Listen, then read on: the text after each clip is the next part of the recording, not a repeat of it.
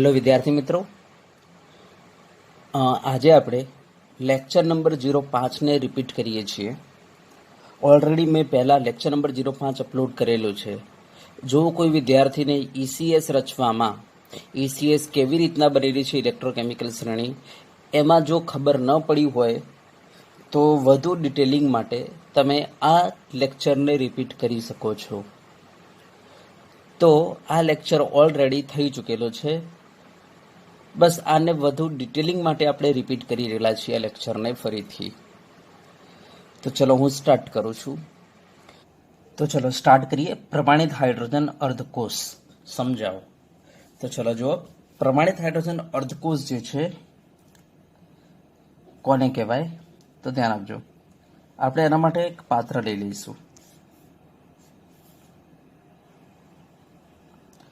અને આ પાત્રમાં આપણે H+ નું દ્રાવણ ભરી દઈશું. H+ નું જલીય દ્રાવણ ભરી દઈશું. H+ નું જલીય દ્રાવણ કેવી રીતના બનાવીશું? તો HCl જે છે એના અંદર H+ છે, H2SO4 જે છે એના અંદર H+ છે. તો આપણે શું કરીશું? HCl અથવા H2SO4 બરાબર એને પાણીમાં નાખી દઈશું એટલે આપણને H+ નું જલીય દ્રાવણ મળી જશે. યસ, અને આ આપણે 1 મોલાર બનાવીશું. ઓકે, તો આપણે 1 મોલાર બનાવી દઈશું. યસ, હવે આપણે આના અંદર શું કરીશું? તો પ્લેટિનમની પટ્ટી આ અંદર ડુબાડી દઈશું એક. ઓકે, અને નીચે તમે પ્લેટિનમ થોડી સપાટી વધારવા માટે આ ટાઈપનો બ્લોક લગાવી શકો છો પ્લેટિનમનો. યસ, અને આને આપણે પ્લેટિનમ બ્લેક વડે ઢોળ ચડાવી દઈશું. તો આપણે કહી શકીએ પ્લેટિનમ બ્લેકનો ઢોળ ચડાવેલ પ્લેટિનમની પટ્ટી બરાબર ડુબાડી દઈશું આપણે. ઓકે, હવે તમને ખબર છે પ્લેટિનમ શું છે? નિષ્ક્રિય વિદ્યુતધ્રુવ છે. ઓકે, હા, હવે તમારે શું કરવાનું છે? તો આના ઉપર એક કાચની નળી લગાવી દેવાની છે આકૃતિમાં દર્શાવ્યા મુજબ, નીચેથી ખુલ્લી કાચની નળી. યસ, અને હવે આમાં આપણે H2 વાયુ પાસ કરીશું. H2 વાયુ, અને 1 વાતાવરણ દબાણે અથવા કહી શકીએ 1 બાર દબાણે. 1 વાતાવરણ અને 12 લગભગ સરખા જ છે, કોઈ ફરક નથી ખાસ. તો 1 વાતાવરણ દબાણે આપણે અથવા 1 બાર દબાણે H2 વાયુ પાસ કરીશું. હા, હવે ધ્યાન આપજો, અહીંયા મેં કાચની નળી એટલા માટે લગાવેલી છે કે આપણે જે વાયુ પાસ કરીએ છીએ આ વાયુ ઉડી ન જાય અને અંદર એનું દબાણ જે છે મેન્ટેન રહે, એટલા માટે આપણે કાચની નળી લગાવેલી છે અહીંયા. યસ, જેવું આપણે H2 વાયુ પાસ કરીશું, આ H2 જે છે પ્લેટિનમની સપાટી ઉપર જે છિદ્રો હશે એ છિદ્રોના અંદર H2 વાયુ જે છે અધિશોષણ પામશે. ત્યાં જઈને અંદર જઈને બેસી જશે બરાબર, અધિશોષણ પામશે. અને આ H2 વાયુ જે છે ઓક્સિડેશન રિડક્શન પ્રક્રિયામાં ઇન્વોલ્વ થશે. તો માટે આપણે આને શું કહીએ છીએ? હાઇડ્રોજન વિદ્યુતધ્રુવ કહીએ છીએ અથવા હાઇડ્રોજન અર્ધકોષ કહીશું બરાબર. યસ, હવે આપણે શું કરીશું કે આ જે અર્ધકોષ તૈયાર કરેલો છે એનું તાપમાન આપણે રાખીશું 298 કેલ્વિન. કેટલું રાખીશું? 298 કેલ્વિન. માટે આપણે આને શું કહીશું? સ્ટાન્ડર્ડ કહીશું, પ્રમાણિત હાઇડ્રોજન ઇલેક્ટ્રોડ કહીશું. તો આપણે આને કહીશું પ્રમાણિત હાઇડ્રોજન વિદ્યુતધ્રુવ અથવા પ્રમાણિત હાઇડ્રોજન અર્ધકોષ કહી દઈશું. યસ, અને હવે આ પ્લેટિનમની પટ્ટીને આપણે તાર મારફતે જોડી દઈશું. યસ, હવે ધ્યાન આપજો કે આ જે તૈયાર થઈ ગયો પ્રમાણિત હાઇડ્રોજન અર્ધકોષ એને આપણે સંકેતમાં કેવી રીતના દર્શાવીશું? તો સંકેતમાં દર્શાવવા માટે આપણે શું કરીશું? પહેલા પ્લેટિનમ લખી દઈશું. પ્લેટિનમ સોલિડ છે. યસ, એના ઉપર આપણે કયો વાયુ પાસ કરેલો છે? તો આપણે H2 વાયુ પાસ કરેલો છે, તો આપણે H2 લખી દઈશું બરાબર. યસ, આ ગેસ છે. અને કેટલા દબાણે પાસ કરેલો છે? તો 1 વાતાવરણ દબાણ અથવા 1 બાર તમે લખી શકો છો. યસ, અને હવે આ જે વિદ્યુતધ્રુવ તૈયાર થઈ ગયો એને કોના અંદર બોળેલો છે? તો આપણે કહીશું H+ ના જલીય દ્રાવણમાં બોળેલો છે. જલીય એટલે એકવસ, અને એની સાંદ્રતા શું રાખેલી છે? 1 મોલાર રાખેલી છે, હે ને? તો આ રીતના આપણે આને રિપ્રેઝન્ટ કરીશું. તો આને સંકેતમાં આપણે હાઇડ્રોજન વિદ્યુતધ્રુવને આ રીતના દર્શાવીશું. ચલો ક્લિયર? હા, હવે ધ્યાન આપજો, આ હાઇડ્રોજન અર્ધકોષ જે છે એ એનોડ તરીકે પણ વર્તી શકે, કેથોડ તરીકે પણ વર્તી શકે બરાબર. એનો મતલબ આનું ઓક્સિડેશન પણ થઈ શકે, રિડક્શન પણ થઈ શકે. હવે આપણને ખબર છે યાર, કોઈ પણ અર્ધકોષ એનોડ યા કેથોડ તરીકે વર્તી શકે છે. ડિપેન્ડ છે એની સાથે જોડાયેલો અર્ધકોષ કેવો છે. દાખલા તરીકે મેં હાઇડ્રોજન સાથે એવો અર્ધકોષ જોડેલો છે કે જેની ઇલેક્ટ્રોન ખેંચવાની તાકાત વધારે છે, તો શું કરશે? એ અર્ધકોષ ઇલેક્ટ્રોન ખેંચી જશે, જેના કારણે હાઇડ્રોજનને ઇલેક્ટ્રોન આપવા પડશે. જેના કારણે હાઇડ્રોજનને ઇલેક્ટ્રોન આપવા પડશે. માટે આપણે કહીશું કે અંદર શું થશે? ઓક્સિડેશન થશે. માટે આપણે કહી શકીએ હાઇડ્રોજન કયા તરીકે વર્તશે? એનોડ તરીકે વર્તશે. બરાબર. હા, અને ઘણી વખતે દાખલા તરીકે મેં હાઇડ્રોજન અર્ધકોષને એવા અર્ધકોષ સાથે જોડેલો છે કે જેની ઇલેક્ટ્રોન ખેંચવાની તાકાત ઓછી છે. તો મને બતાવો એ વખતે શું થશે? તો હાઇડ્રોજન ઇલેક્ટ્રોન ખેંચીને લઈ જશે, જેના કારણે ઇલેક્ટ્રોન અહીંયા આવશે. જેવા ઇલેક્ટ્રોન અહીંયા આવશે એટલે શું થશે? તો આનું રિડક્શન થશે. તો એ વખતે તમારો હાઇડ્રોજન અર્ધકોષ કેથોડ તરીકે વર્તશે.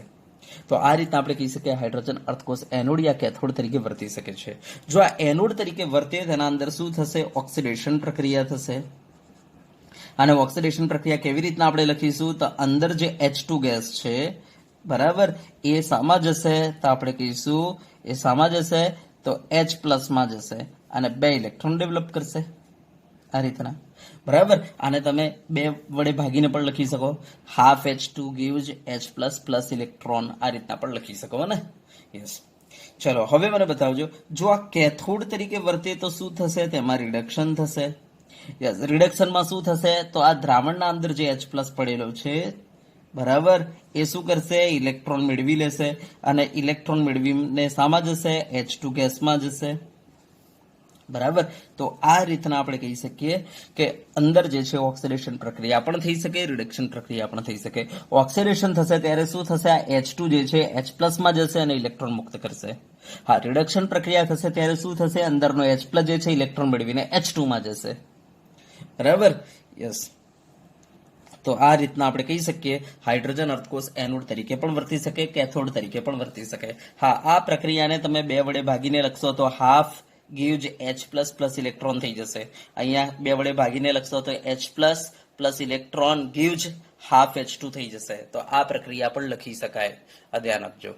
તો આ રીતના આપણે કહી શકીએ હાઇડ્રોજન અર્ધકોષ એનોડ તરીકે કે કેથોડ તરીકે વર્તી શકે છે. જો એનોડ તરીકે વર્તતો હોય તેના અંદર આ પ્રક્રિયા થશે અને કેથોડ તરીકે વર્તતો હોય તેના અંદર આ પ્રક્રિયા થશે. ઓકે, હવે વાત એ છે કે હાઇડ્રોજન અર્ધકોષ જે છે એની ઉપયોગિતા શું છે? ધ્યાન આપજો. હાઇડ્રોજન અર્ધકોષ જે છે એની ઉપયોગિતા શું છે? તો હાઇડ્રોજન અર્ધકોષનો ઉપયોગ કરવામાં આવે છે ECS બનાવવા માટે, ઇલેક્ટ્રોકેમિકલ શ્રેણીની રચના કરવા માટે. બરાબર. હા, ECS બનાવવા માટે હાઇડ્રોજન પ્રમાણિત હાઇડ્રોજન વિદ્યુતધ્રુવ જે છે એને સંદર્ભ વિદ્યુતધ્રુવ તરીકે સ્વીકારવામાં આવે છે અને એનો પોટેન્શિયલ જે છે 0.00 વોલ્ટ સ્વીકારીને ECS તૈયાર કરવામાં આવે છે. તો ધ્યાન આપજો, હાઇડ્રોજન વિદ્યુતધ્રુવનો ઉપયોગ ક્યાં થાય છે? તો ECS બનાવવા માટે સંદર્ભ વિદ્યુતધ્રુવ તરીકે આનો ઉપયોગ કરવામાં આવે છે. તો ECS રચવા સંદર્ભ વિદ્યુતધ્રુવ તરીકે, વિદ્યુતધ્રુવ તરીકે, બરાબર, વિદ્યુતધ્રુવ તરીકે આનો ઉપયોગ કરવામાં આવે છે. ધ્યાન આપજો કે યસ. અને અહીંયા હાઇડ્રોજન અર્ધકોષ જે છે, બરાબર, એનો પ્રમાણિત રિડક્શન પોટેન્શિયલ જે છે, બરાબર, કેટલો સ્વીકારેલો છે? તો ધ્યાન આપજો, એનો પ્રમાણિત રિડક્શન પોટેન્શિયલ 2H+/H2 0.00 વોલ્ટ સ્વીકારેલો છે. બરાબર. તો એનો રિડક્શન પોટેન્શિયલ કેટલો સ્વીકારીને આ લોકો ECS બનાવે છે? તો 0.00 વોલ્ટ સ્વીકારીને. હા, એનો રિડક્શન પોટેન્શિયલ પણ એટલો સ્વીકારેલો છે અને એનો ઓક્સિડેશન પોટેન્શિયલ પણ એટલો સ્વીકારેલો છે, 0.00 વોલ્ટ.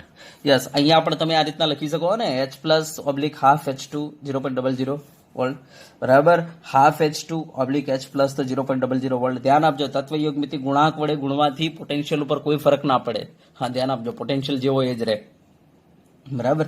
તો આપણે આ રીતના પણ લખી શકીએ, આ રીતના પણ મીન્સ 2H+/H2 લખી શકીએ ને H+/હાફ H2 લખી શકીએ. તો કહેવાનો મતલબ એ થયો કે વૈજ્ઞાનિકોએ હાઇડ્રોજન માટે ઓક્સિડેશન પોટેન્શિયલ, આને કહીશું રિડક્શન પોટેન્શિયલ, આને કહીશું ઓક્સિડેશન પોટેન્શિયલ. તો ઓક્સિડેશન પોટેન્શિયલ અને રિડક્શન પોટેન્શિયલ, બરાબર, પ્રમાણિત ઓક્સિડેશન પોટેન્શિયલ અને પ્રમાણિત રિડક્શન પોટેન્શિયલનું મૂલ્ય કેટલું સ્વીકારેલું છે? 0.00 વોલ્ટ સ્વીકારીને એના સંદર્ભ વિદ્યુતધ્રુવ તરીકે લઈને ECS તૈયાર કરેલી છે, ઇલેક્ટ્રોકેમિકલ શ્રેણી તૈયાર કરેલી છે. તો આપણે કરીશું એટલે તમને ખબર પડી જશે. બરાબર. બરાબર, ચલો ક્લિયર થઈ ગયું એટલે સુધી. તો ચલો ફરીથી એક વખતે બોલો, હાઇડ્રોજન અર્ધકોષ વિશે શું લખીશું? તો પહેલા તો લખી દઈશું હાઇડ્રોજન અર્ધકોષ કેવી રીતના બનાવીશું. તો આપણે કહીશું કે ભાઈ એક પાત્ર લો, એના અંદર આપણે એક દ્રાવણ ભરી દઈશું H+ નું 1 મોલાર સાંદ્રતા વાળું. પછી એના અંદર પ્લેટિનમની પટ્ટી ડુબાડી દઈશું, એના ઉપર આપણે કાચની નળી લગાવી દઈશું. પછી હાઇડ્રોજન ગેસ પાસ કરીશું 1 બાર દબાણે અથવા 1 વાતાવરણ દબાણે. બરાબર, તો આ રીતના આપણે હાઇડ્રોજન અર્ધકોષ તૈયાર કરીશું. ધ્યાન આપજો, આ તાપમાન કેટલું રાખીશું? 298 કેલ્વિન. માટે આ હાઇડ્રોજન અર્ધકોષને આપણે શું નામ આપીશું? પ્રમાણિત હાઇડ્રોજન અર્ધકોષ. તો આટલું લખી દેવાનું. પછી સાંકેતિક નિરૂપણ બતાવી દો, અને પછી બતાવી દો આ હાઇડ્રોજન અર્ધકોષ એનોડ તરીકે વર્તે ત્યારે એના અંદર કઈ ઓક્સિડેશન પ્રક્રિયા થાય છે, અને કેથોડ તરીકે વર્તે ત્યારે કઈ રિડક્શન પ્રક્રિયા થાય છે. અને પછી એનો ઉપયોગ બતાવી દો કે ECS ની રચના કોના આધારે કરેલી છે? તો હાઇડ્રોજન વિદ્યુતઋને સંદર્ભ વિદ્યુતઋ તરીકે સ્વીકારીને અને એનો ઓક્સિડેશન રિડક્શન પોટેન્શિયલ 0.00 વોલ્ટ સ્વીકારીને ECS રચવામાં આવેલી છે. તો ચલો હવે ECS ની રચના વિશે હું તમને વાત કરું. તો ECS કેવી રીતના તૈયાર કરવામાં આવે છે? ઇલેક્ટ્રોકેમિકલ શ્રેણી. તો હવે ધ્યાન આપજો, તો ઇલેક્ટ્રોકેમિકલ શ્રેણીની રચના કેવી રીતના કરેલી છે? તો ચલો હું પહેલા તો એક એક્ઝામ્પલ તમને આપી દઉં કે દાખલા તરીકે મારી પાસે આ વિદ્યાર્થીઓ છે, 5 વિદ્યાર્થીઓ છે, એમ સમજો ABCDE, આ 5 વિદ્યાર્થીઓ છે. હવે હું તમને પ્રશ્ન કરું છું, આ 5 વિદ્યાર્થીઓની મારે શક્તિ માપવી છે, તાકાત માપવી છે કે આમાંથી કયો વીક વિદ્યાર્થી છે બરાબર તાકાતમાં, અને કયો સ્ટ્રોંગ વિદ્યાર્થી છે તાકાતમાં. ચલો કેવી રીતના તમે માપશો મને બતાવો. બોલો કેવી રીતના તમે નક્કી કરશો? કેવી રીતના તમે એક શ્રેણી બનાવશો કે ભાઈ આ વીક છે, આ સ્ટ્રોંગ છે, આ બહુ સ્ટ્રોંગ છે? એ રીતના એક શ્રેણી તૈયાર કરવી છે. બોલો કેવી રીતના તમે તૈયાર કરશો? બોલો કોઈ આઈડિયા? તો હવે જુઓ, સાંભળો, આના માટે આપણે એક કામ કરવું પડશે કે આપણી પાસે આ જે 5 વિદ્યાર્થીઓ છે, કલ્પના કરી દો આ 5 વિદ્યાર્થીઓને, બરાબર? યસ, આ 5 વિદ્યાર્થીઓ જે છે એમાંથી આપણે કોઈ એક વિદ્યાર્થીને આપણે સંદર્ભ તરીકે લઈ લઈશું, રેફરન્સ તરીકે લઈ લઈશું. ધ્યાન આપજો કે કોઈ એક વિદ્યાર્થીને આપણે સંદર્ભ તરીકે લઈ લઈશું. અને હવે બાકીના જે વિદ્યાર્થીઓ વધ્યા એને આપણે આ વિદ્યાર્થી સાથે, જેને સંદર્ભ તરીકે આપણે સ્વીકારેલો છે, એની સાથે લડાવીશું. દાખલા તરીકે બી ને આપણે એ સાથે લડાવીશું. દાખલા તરીકે બી જીતી ગયો તો આપણે કહી દઈશું કે ભાઈ બી ની તાકાત જે છે એ કરતા વધારે છે. જો એને આપણે 0.00 તાકાત સ્વીકારીએ તો બી આપણે કહીશું +1. દાખલા તરીકે એને મેં 100 સ્વીકારી તો બી ને તમે શું કહેશો? 100 કરતા વધારે. દાખલા તરીકે 101 કહેશો તમે. દાખલા તરીકે એને હું 10 સ્વીકારું તો બી ને તમારે કેટલી લખવી પડશે? 11, 12, 13 આવું લખવું પડશે. તો ચલો હું એને 0.00 સ્વીકારી લઉં છું, તો બી તમે શું લખી દીધું? +1. હવે દાખલા તરીકે હું સી ને લડાવું છું એ સાથે. ચલો તો દાખલા તરીકે સી જબરજસ્ત જીતી ગયો તો બોલો તમે શું કહેશો એ વખતે?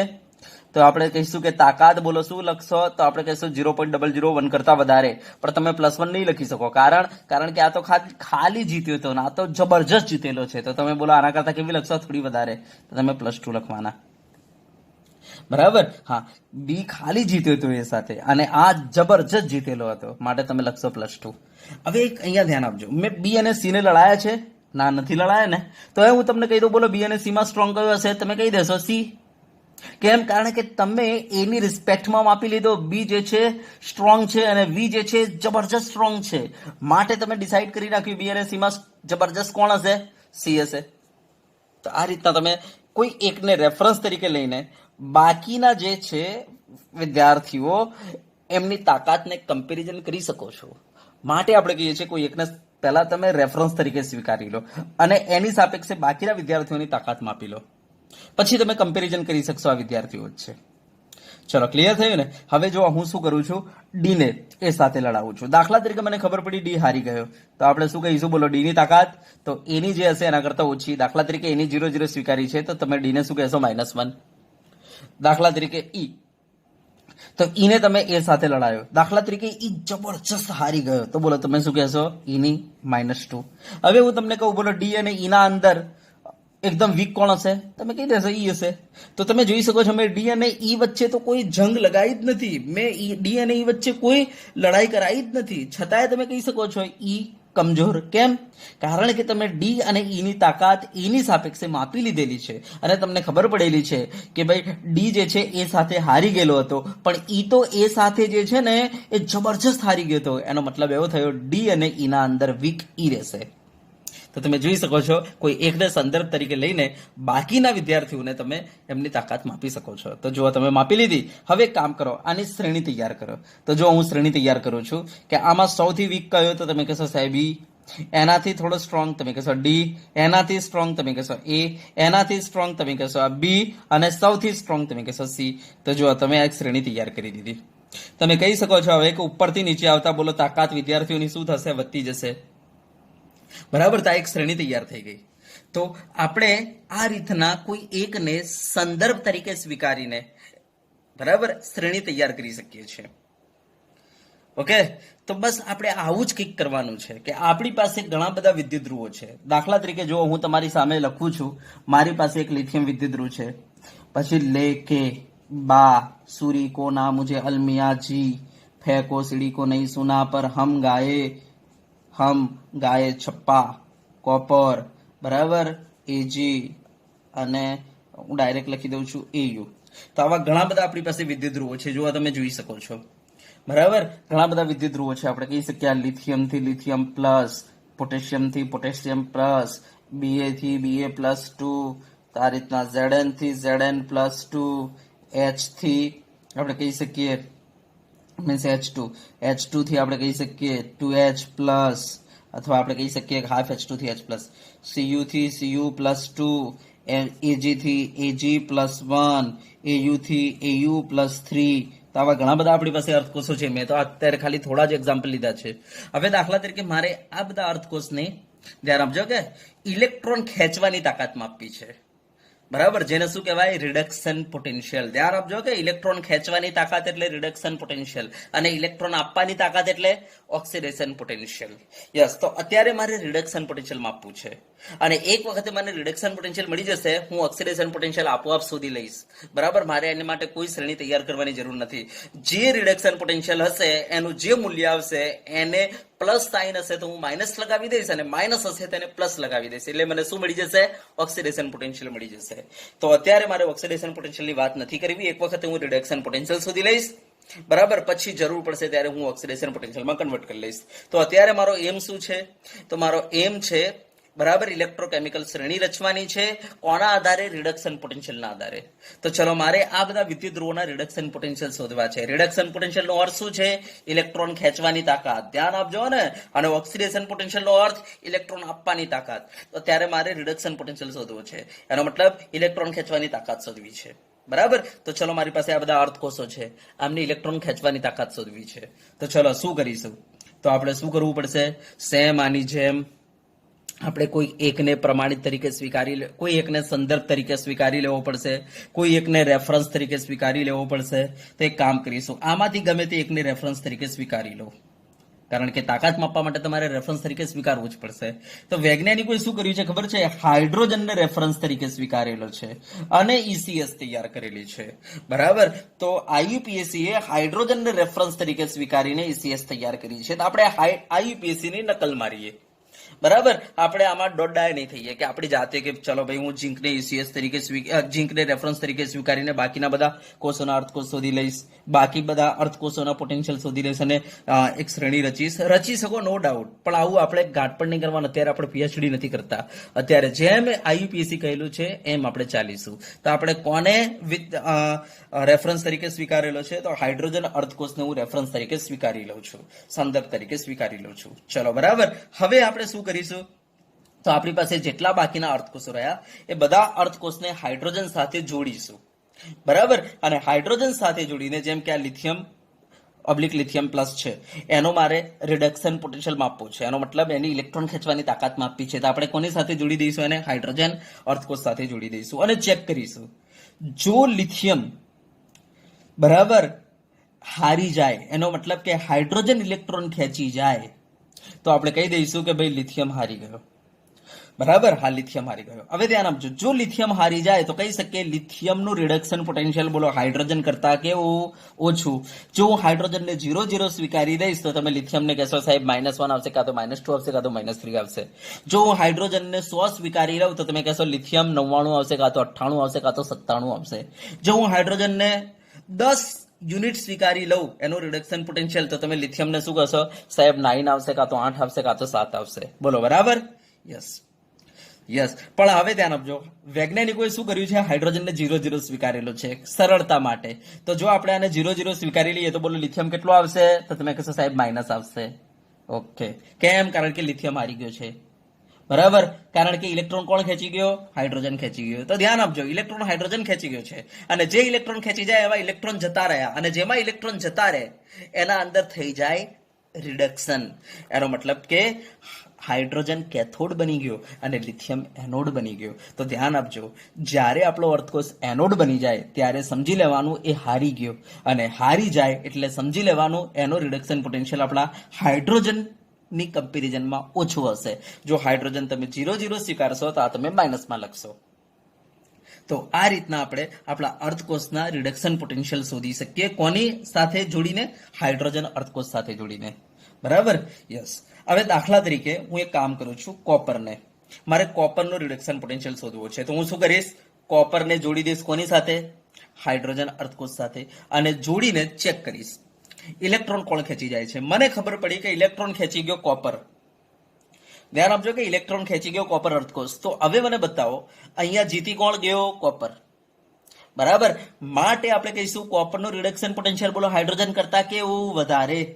તો જો હું હાઇડ્રોજનને 100 સ્વીકારી લઉં તો કોપર તમે કેટલું લખશો? 101, 102, 103. જો તમે હાઇડ્રોજનને 10 સ્વીકારી લો તો તમે કોપર કેટલું લખશો? 11, 12, 13, 14. તો જો હું હાઇડ્રોજનને 0 સ્વીકારી લઉં તો તમે કોપર કેટલું લખશો? +1, +2, +3. તો એનો મતલબ એવો થયો કે આપણે હાઇડ્રોજનને 0 જે સ્વીકારીશું તો કોપરને તમે પોઝિટિવ બતાવશો. બોલો કેમ? કારણ કે કોપર જીત્યો છે. તો હવે ધ્યાન આપજો, કોપર જીત્યો છે એનો મતલબ કોપરના અંદર ઇલેક્ટ્રોન ગયેલો છે. કોપરના અંદર ઇલેક્ટ્રોન ગયેલો છે એનો મતલબ કોપર જે છે કેથોડ પર, કારણ કે અંદર ગયો છે ઇલેક્ટ્રોન, એનો મતલબ કે ત્યાં રિડક્શન થયેલું છે. એટલે મતલબ એવો થયો કે કોપર કેથોડ બનેલો છે. સમજી ગયા? કોપર કેથોડ બનેલો છે. તો જ્યારે તમારો અર્થકોષ કેથોડ બની જાય ત્યારે તમારે સમજી જવાનું એનો રિડક્શન પોટેન્શિયલ હાઇડ્રોજન કરતા વધારે હશે, એનો મતલબ પોઝિટિવ હશે, કારણ કે હાઇડ્રોજન 0 સ્વીકારેલો છે. સમજી ગયા? તો ધ્યાન આપજો, તમારો અર્થકોષ આ કેસમાં કેથોડ બની રહેલો છે, એનો મતલબ હાઇડ્રોજન એનોડ બની રહેલો છે. જ્યારે લિથિયમના કેસમાં તમારો અર્ધકોષ જે છે એ હારી ગયેલો છે, એનોડ બને છે, તો તમારો હાઇડ્રોજન અર્થકોષ કેથોડ બને છે. તો આ રીતના આપણે કહી શકીએ હાઇડ્રોજન અર્થકોષ એનોડ તરીકે પણ વર્તી શકે, કેથોડ તરીકે પણ વર્તી શકે. ડિપેન્ડ છે સામેવાળું અર્થકોષ કેવો છે. દાખલા તરીકે લિથિયમ હતો તો લિથિયમ હારી ગયો, માટે લિથિયમને બનવું પડ્યું એનોડ, તો હાઇડ્રોજન બની ગયો કેથોડ. દાખલા તરીકે આપણે કહી શકીએ હાઇડ્રોજનને કોપર સાથે જોડે તો કોપર જીતી ગયો, તો કોપરના અંદર ઇલેક્ટ્રોન ગયા, એનો મતલબ કોપરને બનવું પડ્યું કેથોડ, તો હાઇડ્રોજન બની ગયો એનોડ. તો તમે જોઈ શકો છો કે હાઇડ્રોજન એનોડ અને કેથોડ બંને તરીકે વર્તી શકે છે. ડિપેન્ડ છે એની સાથે જોડાયેલો અર્થકોષ કેવો છે. જો એની સાથે જોડાયેલો અર્થકોષ જે છે, બરાબર, હા, ઇલેક્ટ્રોન ખેંચવામાં નિર્બળ હશે, હાઇડ્રોજન ખેંચી જશે ઇલેક્ટ્રોન, તો એને શું બનવું પડશે? એનોડ બનવું પડશે. મીન્સ એ એનોડ બનશે એટલે હાઇડ્રોજનને શું બનવું પડશે? કેથોડ. અને જો હાઇડ્રોજન સાથે જોડાયેલો અર્ધકોષ ઇલેક્ટ્રોન ખેંચવામાં પાવરફુલ હશે હાઇડ્રોજન કરતા, તે ઇલેક્ટ્રોન ખેંચી જશે, એનો મતલબ કે એને કેથોડ બનવું પડશે, તો હાઇડ્રોજનને શું બનવું પડશે? એનોડ.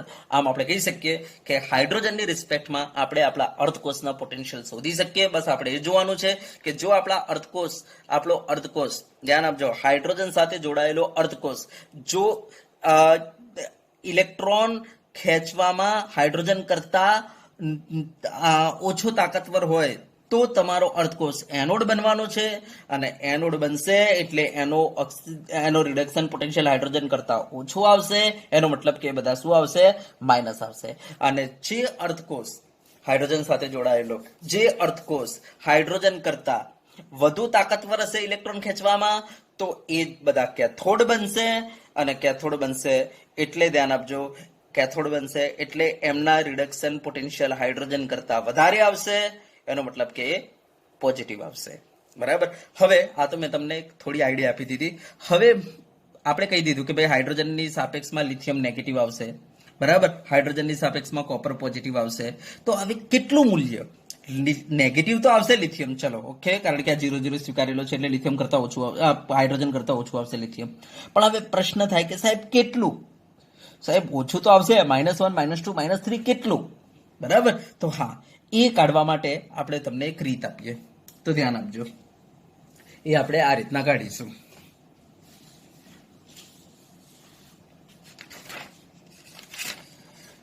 તો એના માટે આપણે શું કરીશું?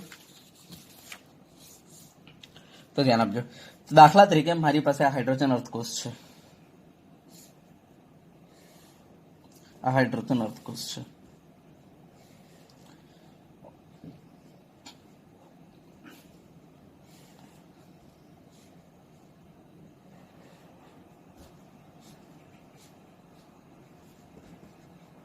H2 1 બાર દબાણ અથવા 1 વાતાવરણ, ભરી દીધું છે H+, ઓકે યસ. તો આ હાઇડ્રોજન અર્ધકોષ આપણું તૈયાર થઈ ગયેલું છે. ચલો ઓકે યસ. હવે દાખલા તરીકે મારે લિથિયમ જે છે બરાબર એનો પોટેન્શિયલ કાઢવો છે. ઓકે, લિથિયમનો પોટેન્શિયલ કાઢવો છે. તો આપણે શું કરીશું, આ લિથિયમની પટ્ટી લઈ લીધી, લિથિયમ પ્લસના દ્રાવણમાં ડુબાડી દીધી એમ સમજો. ઓકે ચલો હવે ધ્યાન આપજો, આ લિથિયમની પટ્ટી છે, આ લિથિયમ અર્ધકોષ થઈ ગયો આપણો. યસ. હવે આપણે આને આની સાથે જોડીશું. મને બતાવો બેટરી તૈયાર થઈ? તો તમે કહેશો કે સાહેબ ના, હજુ તૈયાર થઈ નથી. કેમ? કારણ કે તમે કહેશો કે સાહેબ હજુ તો પરિપથ પૂર્ણ થયો નથી, કારણ કે ક્ષાર સેતુ બાકી છે. તો તમારે શું લગાવવું પડશે? અહીંયા ક્ષાર સેતુ લગાવવું પડશે. ચાલો આપણે ક્ષાર સેતુ લગાવી દઈએ આ રીતના. એમ સમજો કે મેં આ ક્ષાર સેતુ લગાવી દીધું. ચલો ઓકે, આપણે ક્ષાર સેતુ લગાવી દીધું છે એમ સમજો. યસ. હવે ધ્યાન આપજો, આપણે શું કરીશું, તો આ મારો આખી બેટરી તૈયાર થઈ ચૂકેલી છે બરાબર, બેટરી તૈયાર થઈ ચૂકેલી છે. હવે હું શું કરીશ, આ બેટરીનો વોલ્ટેજ કાઢીશ બરાબર. યસ. કોની મદદથી? તો પોટેન્શિયોમીટરની મદદથી. ધ્યાન આપજો, પોટેન્શિયોમીટર એક્ઝેક્ટ વોલ્ટેજ માપે છે, પોટેન્શિયોમીટર. અને જો હું વોલ્ટમીટર લગાવી દઉં ને તો એ એક્ઝેક્ટલી વોલ્ટેજ નથી માપતું એમાં બરાબર, આપણો એક્ઝેક્ટલી જવાબ નહીં આવે. તો આપણે પોટેન્શિયોમીટર લગાવી દઈશું તો આપણો એક્ઝેક્ટ આ બેટરીનો વોલ્ટેજ મળી જશે. ચલો ક્લિયર. તો આ બેટરીનો કંઈક ને કંઈક મને વોલ્ટેજ મળ્યો. દાખલા તરીકે મને વોલ્ટેજ મળ્યો આનો, જેને આપણે E0 સેલ કહી દઈશું, કારણ કે પ્રમાણિત છે એમ સમજો. મને વોલ્ટેજ મળ્યો 3.05 વોલ્ટ, પોટેન્શિયોમીટરે મને આપી દીધો. હવે હું શું કરીશ, ધ્યાન આપજો. હવે હું શું કરીશ, તો આ મને વોલ્ટેજ મળી ગયો. હા, હવે આપણે કામ કરવાનું છે. આના અંદર આપણે શું થવાનું છે કે આપણો આ જે અર્ધકોષ છે બરાબર, અહીંયા ઇલેક્ટ્રોન જે છે, કાં તો આપણે કહી શકીએ આમાં એક એનોડ હશે એક કેથોડ હશે બરાબર, કાં તો ઇલેક્ટ્રોન આમ જતા હશે કાં તો આમ જતા હશે, ડિપેન્ડ છે. દાખલા તરીકે લિથિયમ જે છે એની ઇલેક્ટ્રોન ખેંચવાની તાકાત જો વધારે હશે તો ઇલેક્ટ્રોન જે છે આમ ખેંચી જશે. તો આને શું થવું પડશે, આનું ઓક્સિડેશન થવું પડશે, આનું રિડક્શન થવું પડશે. એ વખતે આ કેથોડ તરીકે વર્તશે, એ વખતે આ એનોડ તરીકે. દાખલા તરીકે તાકાતવર આ છે હાઇડ્રોજન, તો બોલો શું થશે, જો તાકાતવર હાઇડ્રોજન હોય લિથિયમ કરતા, તાકાતવર હાઇડ્રોજન હોય ઇલેક્ટ્રોન ખેંચવામાં, તો બોલો શું થશે, તો એ વખતે આ ઇલેક્ટ્રોન જે છે આમ ખેંચી જશે. ઇલેક્ટ્રોન આમ ખેંચાશે એટલે આ અર્ધકોષમાં ઓક્સિડેશન થશે અને આ અર્ધકોષમાં રિડક્શન થશે એ વખતે. તો એ વખતે આને કયા તરીકે વર્તવું પડશે, એનોડ તરીકે. આને કયા તરીકે વર્તવું પડશે, કેથોડ તરીકે. ચલો ક્લિયર છે ને? હા, તો આ માટે આપણે કહી શકીએ છીએ કે આપણો અર્ધકોષ જે છે હાઇડ્રોજન અર્ધકોષ એ એનોડ તરીકે પણ વર્તી શકે, કેથોડ તરીકે પણ વર્તી શકે. ડિપેન્ડ છે એની સાથે જોડાયેલો કેવો છે. દાખલા તરીકે લિથિયમ જે છે એ દાખલા તરીકે નિર્બળ છે એમ સમજો ને હાઇડ્રોજન કરતા. તો બોલો કોણ ઇલેક્ટ્રોન ખેંચી જશે, હાઇડ્રોજન ઇલેક્ટ્રોન ખેંચી જશે. જો હાઇડ્રોજન ઇલેક્ટ્રોન ખેંચી જાય તો ઇલેક્ટ્રોન અંદર આયા આના અંદર, માટે ઇલેક્ટ્રોન જેવા આના અંદર આવશે એટલે શું થશે, આનું રિડક્શન થશે. H++ ઇલેક્ટ્રોન એટલે H2 બનાવી દેશે, તો આનું રિડક્શન થશે. અને રિડક્શન થશે તો બોલો આ કયા તરીકે વર્તશે, કેથોડ તરીકે. આ કયા તરીકે વર્તશે, એનોડ તરીકે. ચલો ક્લિયર. યસ. હવે ધ્યાન આપજો, જો આ કેથોડ તરીકે વર્તે એનો મતલબ એવો થયો કે કોણ તાકાતવર છે, તો હાઇડ્રોજન તાકાતવર છે બરાબર. એનો મતલબ કે જે લિથિયમનો પોટેન્શિયલ મળવાનો છે, રિડક્શન પોટેન્શિયલ, એ હાઇડ્રોજન કરતા કેવો મળવાનો છે, ઓછો મળવાનો છે બરાબર. હા, કેટલો ઓછો, ધ્યાન આપજો, કેટલો ઓછો મળવાનો છે હાઇડ્રોજન કરતા. આ પોટેન્શિયોમીટર કેટલું માપ્યું એને, 3.05. તો યાદ રાખજો, આ પોટેન્શિયોમીટર જે વોલ્ટેજ માપે છે એટલો ઓછો મળવાનો છે. તો 3.05 આવ્યો ને, આટલો ઓછો મળવાનો છે. દાખલા તરીકે હાઇડ્રોજનનો વોલ્ટેજ છે, દાખલા તરીકે હાઇડ્રોજન જે છે એનો વોલ્ટેજ આપણે સ્વીકારેલો છે 0.00 વોલ્ટ. તો આપણે કહી શકીએ કેટલો ઓછો મળશે, તો 3.05 જેટલો ઓછો મળશે.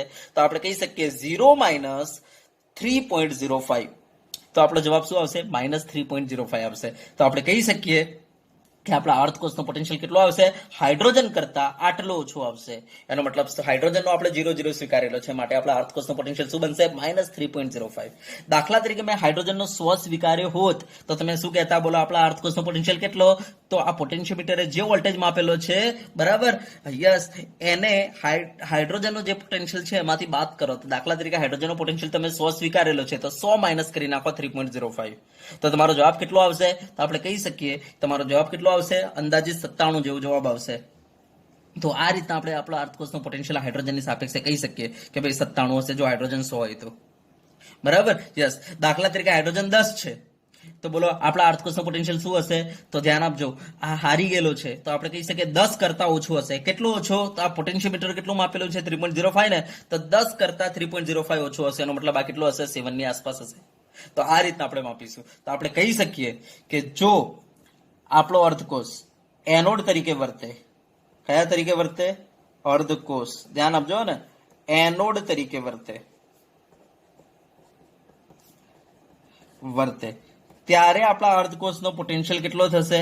તો આપણે કહીશું હાઇડ્રોજનનો જે પોટેન્શિયલ છે માઇનસ ઇનોટ સેલ કરી દેવાનો. તો હાઇડ્રોજનનો પોટેન્શિયલ જે છે, બરાબર, હાઇડ્રોજનનો જે પણ તમે પોટેન્શિયલ સ્વીકારેલો હોય, ઓકે, હાઇડ્રોજનનો પોટેન્શિયલ તમે જે પણ સ્વીકારેલો હોય, ઓકે, હાઇડ્રોજનનો પોટેન્શિયલ જે પણ સ્વીકારેલો હોય, દાખલા તરીકે હું અહીંયા લખી દઉં હાઇડ્રોજનનો પોટેન્શિયલ માઇનસ, તમે શું કરશો, H2 નો પોટેન્શિયલ, H2 નો, બરાબર, ધ્યાન આપજો કે જો હું બધી ચોખવટ કરી લઉં છું, H2 નો પોટેન્શિયલ માઇનસ તમારે શું કરવાનું રહેશે, H2 નો પોટેન્શિયલ માઇનસ તમારે શું કરવાનું રહેશે, બરાબર, તમારે કરવાનું રહેશે ઈ નોટ સેલ જે આવ્યું એ. દાખલા તરીકે તમે H2 નો પોટેન્શિયલ 0 સ્વીકારો છો તો 0.00 માઇનસ તમારે લખવાનું રહેશે ઈ નોટ સેલ. એનો જવાબ તમારો શું આવી ગયો, માઇનસ ઈ નોટ સેલ આવી ગયો. દાખલા તરીકે તમે હાઇડ્રોજનનો પોટેન્શિયલ સ્વીકાર્યો છે 100 તો તમે શું લખશો, 100 માઇનસ ઈ નોટ સેલ, બરાબર. દાખલા તરીકે તમે સ્વીકારેલું છે હાઇડ્રોજનનો 10 તો તમારે શું લખવું પડશે, 10 માઇનસ ઈ નોટ સેલ. તો જો સરળતા માટે વૈજ્ઞાનિકોએ શું કરી નાખ્યો, હાઇડ્રોજનનો 0 સ્વીકારી લીધો, જેના કારણે પેલી બાદબાકી કરવી ના પડે, ડાયરેક્ટ લખી દેતા ફાવે માઇનસ ઈ નોટ સેલ. તો અહીંયા તમે ધ્યાન આપજો, જ્યારે આપણે લિથિયમને જોડીએ છીએ હાઇડ્રોજન સાથે ત્યારે હાઇડ્રોજન ઇલેક્ટ્રોન ખેંચી જાય છે, જેના કારણે લિથિયમને એનોડ તરીકે વર્તવું પડે છે. અને જ્યારે લિથિયમ તમારો અર્થકોષ એનોડ તરીકે વર્તે ત્યારે તમારો ઈ નોટ સેલ કોના બરાબર આવશે, તો હાઇડ્રોજનનો potential minus E naught cell જેટલું આવશે. તો તમે આ લખી શકો, બરાબર. હા, હવે દાખલા તરીકે હું અહીંયા કોપર લઉં છું, ધ્યાન આપજો, હું લિથિયમની જગ્યાએ કોપર લઈ લઉં છું અને કોપરને જોડીને અર્થકોષ એક બેટરી તૈયાર કરી દઉં છું. આ કોપર અર્થકોષ, અને મેં અહીંયા Cu+2 નું દ્રાવણ ભરી દીધું. આ એમ સમજો કે પ્લેટિનમની પટ્ટી છે, બરાબર, અને મેં આ ટોપી ચડાવી દીધી કાચની, અને અહીંયા હાઇડ્રોજન વાયુ નાખવાનું ચાલુ કરી દીધું. આ ક્ષાર સેતુ છે એમ સમજો, બરાબર, મેં ક્ષાર સેતુ લગાવી દીધું, બરાબર, ધ્યાનથી જોજો, મેં ક્ષાર સેતુ લગાવી દીધું. હવે હું આ બંનેને જોડી દઉં છું, યસ, મને કંઈક ને કંઈક અહીંયા વોલ્ટેજ મળ્યો, ધ્યાન આપજો. દાખલા તરીકે મને વોલ્ટેજ મળ્યો છે 0.34, દાખલા તરીકે પોટેન્શિયોમીટરે મને વોલ્ટેજ આપ્યો ઈ નોટ સેલનો 0.34 આપ્યો, બરાબર, ધ્યાનથી જોજો ને, 34 વોલ્ટ આપ્યો, યસ. કેટલો મળ્યો મને, 0.34 વોલ્ટ. હવે હું શું કરીશ, હવે ધ્યાન આપજો, જો હવે આ હાઇડ્રોજન શું કરશે, કોપર પાસેથી કાં તો ઇલેક્ટ્રોન ખેંચી લેશે કાં તો કોપર ઇલેક્ટ્રોન ખેંચી લેશે હાઇડ્રોજન પાસેથી. ડિપેન્ડ કોના ઉપર છે કે આ બંનેમાંથી કોણ તાકાતવર છે. દાખલા તરીકે મને ખબર પડી કોપર તાકાતવર છે, તો બોલો શું કરશે, કોપર આની પાસેથી ઇલેક્ટ્રોન ખેંચી લેશે. એનો મતલબ એવો થયો કે કોપરના અંદર ઇલેક્ટ્રોન ગયા, એનો મતલબ એવો થયો કે કોપરનું રિડક્શન થયું, એનો મતલબ શું થયું, કોપર કેથોડ બન્યો. બોલો હાઇડ્રોજનને શું બનવું પડ્યું, એનોડ બનવું પડ્યું, બરાબર. ચલો ક્લિયર છે, હાઇડ્રોજનને શું બનવું પડ્યું, એનોડ બનવું પડ્યું. હવે એક વસ્તુ ધ્યાન આપજો, જો હાઇડ્રોજન હારી ગયો હોય તો બોલો તમારા હાઇડ્રોજન કરતા વધારે થશે, બોલો, બરાબર. દાખલા તરીકે મને ઇનોટ સેલ મળ્યું 0.34 વોલ્ટ, તો હવે હું આના પરથી કહી શકું કે હાઇડ્રોજન કરતા મારા અર્ધકોષનો પોટેન્શિયલ 0.34 જેટલો વધારે હશે. જો હાઇડ્રોજનનો 0 હોય તો મારા અર્ધકોષનો પોટેન્શિયલ શું થશે, 0 પ્લસ 0.34. જો હાઇડ્રોજનનો હું 100 લઈ લઉં તો મારા અર્ધકોષનો પોટેન્શિયલ શું થશે, કારણ કે અર્ધકોષ જીતી ગયેલો છે, તો 100 પ્લસ 0.34 એનો મતલબ 100.034. દાખલા તરીકે એનોડ નો હું 10 લઈ લઉં, મારા હાઇડ્રોજન નો 10 લઈ લઉં, તો બોલો કેથોડ મારા અર્થકોષ નો પોટેન્શિયલ કેટલો થશે? તો મારો અર્થકોષ જીતેલો છે, તો આપણે કહી શકીએ હાઇડ્રોજનની રિસ્પેક્ટમાં હાઇડ્રોજન 10 લીધો છે, તો મારા અર્થકોષ નો પોટેન્શિયલ કેટલો થઈ જશે? તો 10 પ્લસ 0.34 એટલે કે 10.34. તો આ રીતના આપણે અર્થકોષ નો પોટેન્શિયલ કાઢી શકીએ. બરાબર? યસ. આપણે કોની સાથે જોડીને? હાઇડ્રોજન સાથે જોડીને. ધ્યાન આપજો. બરાબર? તો હાઇડ્રોજનની રિસ્પેક્ટમાં અર્થકોષનો પોટેન્શિયલ મળશે. તો અહીંયા લખી શકો અર્ધકોષ જો કેથોડ તરીકે વર્તે તો અર્ધકોષ કેથોડ તરીકે વર્તે તો, બરાબર ધ્યાનથી જોજો કે કેથોડ તરીકે વર્તે તો આપણે કહી શકીએ આપણા અર્ધકોષનો જે પોટેન્શિયલ આવશે એ કોના બરાબર આવશે? તો આપણે કહી શકીએ જો H2 નો જે પોટેન્શિયલ છે, બરાબર, H2 નો જે પોટેન્શિયલ છે એ H2 નો પોટેન્શિયલ જે છે એ બરાબર એમાં ઇનોટ સેલ એડ થઈ જશે, કારણ કે H2 કરતા વધારે આવે એટલે ઇનોટ સેલ એડ થઈ જશે. બરાબર? દાખલા તરીકે H2 નો પોટેન્શિયલ તમે 0.00 સ્વીકારેલો છે વત્તા ઇનોટ સેલ, તો તમારો જવાબ શું આવી ગયો? E naught cell. તો હવે હું કહી શકું, બોલો કોપરનો રિડક્શન પોટેન્શિયલ કેટલો હશે? તો જો હું હાઇડ્રોજનને 0 સ્વીકારી લઉં તો આપણે કહી દઈશું કોપર કારણ કે કેથોડ તરીકે વર્તે છે તેનું રિડક્શન પોટેન્શિયલ ઇનોટ સેલ જેટલું હશે. ઇનોટ સેલ કેટલો આવ્યો? 0.34. તો હું લખી દઈશ કોપરનો 0.34. તો આ રીતના આપણે કોઈ પણ અર્ધકોષનું જો રિડક્શન પોટેન્શિયલ કાઢવું હોય તો આપણે કોની સાથે આને જોડી દઈશું? હાઇડ્રોજન સાથે જોડી દઈશું અને જોઈ લઈશું આપણો અર્ધકોષ હારે છે કે જીતે છે. જો અર્ધકોષ હારી જતો હોય એનો મતલબ કે એનોડ બનતો હોય તો તમારે કહી દેવાનું કે આપણા અર્ધકોષનો પોટેન્શિયલ જે છે એ હાઇડ્રોજનના પોટેન્શિયલ કરતા ઓછો હશે. કેટલો ઓછો? તો પોટેન્શિયોમીટર જે વોલ્ટેજ માપશે એટલો ઓછો. તો આપણે કહી શકીએ H2 નો પોટેન્શિયલ માઇનસ ઇનોટ સેલ, એનો મતલબ શું થઈ ગયો? Minus E naught cell. તો ધ્યાન આપજો. ક્લિયર થઈ ગયું? યસ. અને જો આપણો અર્ધકોષ જીતી જતો હોય એનો મતલબ કે કેથોડ તરીકે વર્તો, એનો મતલબ ઇલેક્ટ્રોન ખેંચી લેતો હોય ને પોતાના અંદર ઇલેક્ટ્રોન લઈને રિડક્શન કરી દેતો હોય, એનો મતલબ કે કેથોડ તરીકે વર્તો હોય, તો ત્યારે તમારે ધ્યાન આપવાનું કે આપણા અર્ધકોષનો પોટેન્શિયલ કોના બરાબર થશે?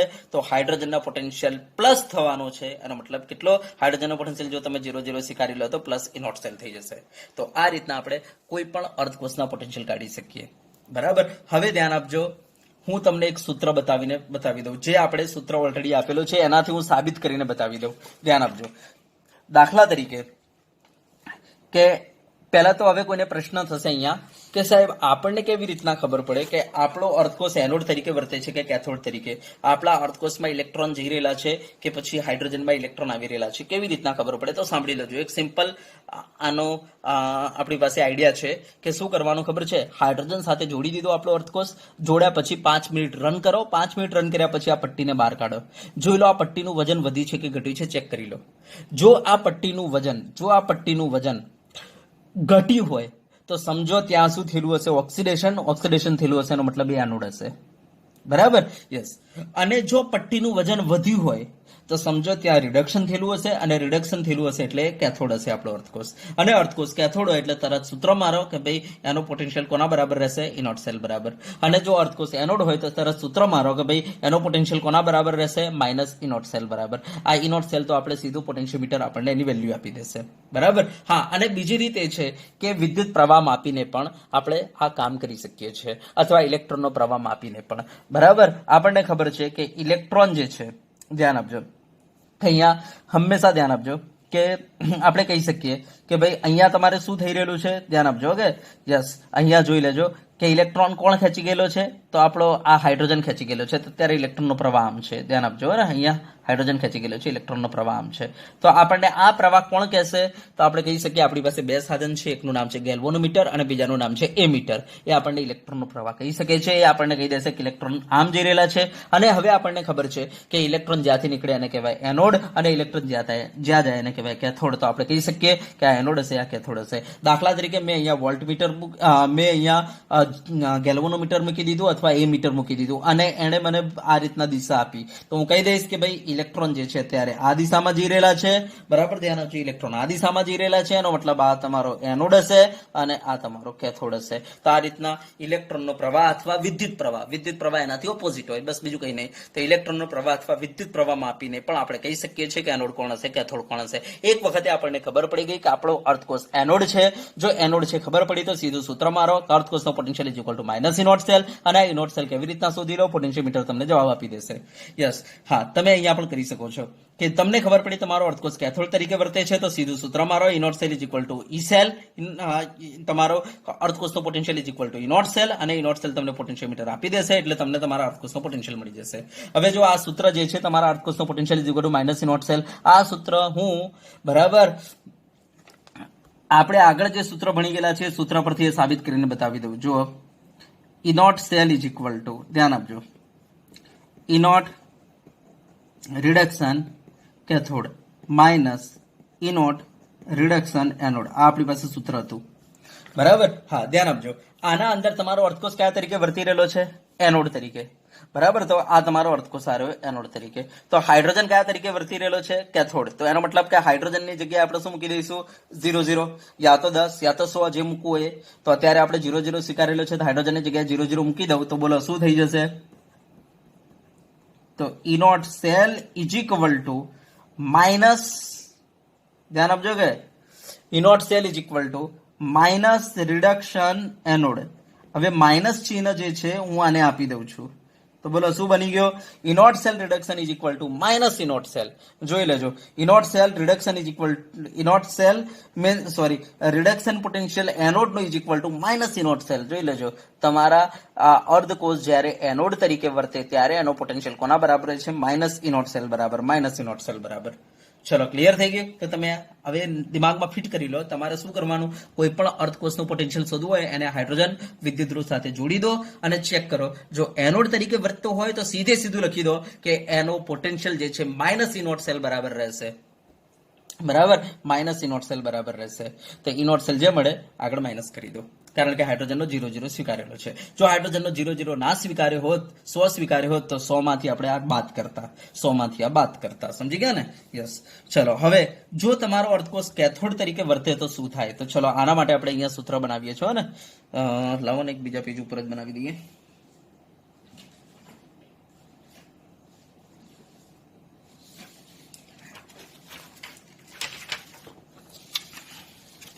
જુઓ, દાખલા તરીકે તમારો અર્થકોષ કેથોડ તરીકે વર્તે છે, તો તમે શું કરશો, E naught cell is equal to E naught reduction cathode minus E naught reduction anode. જુઓ ને, હું આ સૂત્ર સાબિત કરીને બતાવું છું, E naught cell is equal to E naught cell, હા સોરી, તમારા અર્થકોષનો potential is equal to E naught cell, હું સાબિત કરીને બતાવું છું. તો ધ્યાન આપજો, ક્યારે અર્થકોષ કેથોડ તરીકે વર્તે તો અર્થકોષ કેથોડ છે, એનો મતલબ આ શોધવાનો છે. હા, તો હાઇડ્રોજન શું હશે, એનોડ હશે. તો આની જગ્યાએ તમે મૂકી દો વેલ્યુ તમે, કારણ કે હાઇડ્રોજનની વેલ્યુ કંઈક ને કંઈક સ્વીકારેલી હશે. દાખલા તરીકે તમે સ્વીકારેલી છે 0 0, તો આ મૂકી દો અહીંયા. તો તમે મૂકી દેશો તો તમારું સૂત્ર શું બની ગયું, જોવા, E naught cell is equal to E naught reduction cathode. જો આવી ગયું સૂત્ર, આ રહ્યું, તમારા અર્થકોષનું potential is equal to E naught cell. Yes, તો કહેવાનો મતલબ એ થઈ ગયો હવે કે તમારે જે અર્ધકોષનું પોટેન્શિયલ શોધવું હોય એ અર્ધકોષને કોની સાથે જોડી દો, હાઇડ્રોજન સાથે જોડી દો, અને જોડીને બેટરી તૈયાર કરો. બેટરી તૈયાર કર્યા પછી એનો વોલ્ટેજ કાઢી લો. વોલ્ટેજ કાઢ્યા પછી તમારે નક્કી કરવાનું રહેશે કે તમારો અર્ધકોષ એનોડ છે કે કેથોડ છે. જો તમારો અર્ધકોષ કેથોડ હોય તો સીધું સૂત્ર લખી દો કે તમારા અર્ધકોષનો પોટેન્શિયલ ઇઝ ઇક્વલ ટુ જે વોલ્ટેજ આવ્યો તે. અને જો તમારો અર્ધકોષ એનોડ હોય તો તમારો અર્ધકોષનો પોટેન્શિયલ ઇઝ ઇક્વલ ટુ તમારું જે તમારા સૂત્ર વાપરવાનું રહેશે માઇનસ ઇનોટ સેલ, તો તમારે માઇનસ મૂકી દેવાનું રહેશે તમારા બેટરીના ટોટલ પોટેન્શિયલના આગળ. તો આ રીતના આપણે દરેક અર્ધકોષના પોટેન્શિયલ કાઢી શકીએ અને કાઢીને આપણે એક સિરીઝ બનાવી શકીએ. તો જો આ સિરીઝ તમારી સામે છે, બરાબર, ધ્યાનથી જોજો. આ સિરીઝ છે, જો આમાં હાઇડ્રોજનને 0 0 સ્વીકારેલો છે અને બાકીના આ બધા લિથિયમ, પોટેશિયમ, બેરિલિયમ, આ બધા અર્ધકોષના પોટેન્શિયલ કાઢેલા છે. આ બધાના માઇનસ આવેલા છે, ધ્યાન આપજો. આ માઇનસ ઇન્ડિકેટ કરે છે આ બધા અર્ધકોષ જે છે હાઇડ્રોજનની સાપેક્ષે કયા તરીકે વર્ત્યા હશે, તો હાઇડ્રોજનની સાપેક્ષે આ બધા અર્ધકોષ એનોડ તરીકે વર્ત્યા હશે. એનો મતલબ કે હાઇડ્રોજનની સાપેક્ષે આ બધા અર્ધકોષ જે છે બરાબર હારી ગયા છે. એનો મતલબ કે ઇલેક્ટ્રોન કોણ ખેંચી ગયું હશે? હાઇડ્રોજન ખેંચી ગયું હશે. માટે તમે જોઈ શકો છો આ બધા અર્ધકોષના પોટેન્શિયલ જે છે હાઇડ્રોજન કરતા કેવા આવેલા છે? ઓછા આવેલા છે. બરાબર, યસ, હાઇડ્રોજન કરતા ઓછા આવેલા છે. આ કેટલો ઓછો આવેલો છે? તો 0.13 જેટલો ઓછો આવેલો છે. આ 0.14 જેટલો ઓછો આવેલો છે. એનો મતલબ જો આ 0 હોય તો આ તમારો થઈ જાય -0.13. જો આ 100 હોય તો આ તમારો થઈ જાય 99 પોઈન્ટ આપણે કહી શકીએ 87 થઈ જાય. બરાબર, તો એ રીતના આપણે કહી શકીએ. અને જો આ નીચેના જે છે બધા ધન છે, આ ઇન્ડિકેટ કરે છે કે આ બધા જેટલા પણ અર્ધકોષ છે આ બધા અર્ધકોષની ઇલેક્ટ્રોન ખેંચવાની તાકાત હાઇડ્રોજન કરતા કેવી છે? વધુ છે. એનો મતલબ આ બધા કયા તરીકે વર્તેલા છે? કેથોડ તરીકે. અને તમને ખબર છે જો કેથોડ તરીકે વર્તે તો આપણે કહી શકીએ છીએ reduction potential is equal to શું થઈ જાય? Plus E naught cell. બરાબર, માટે આ બધા પ્લસ આવેલા છે.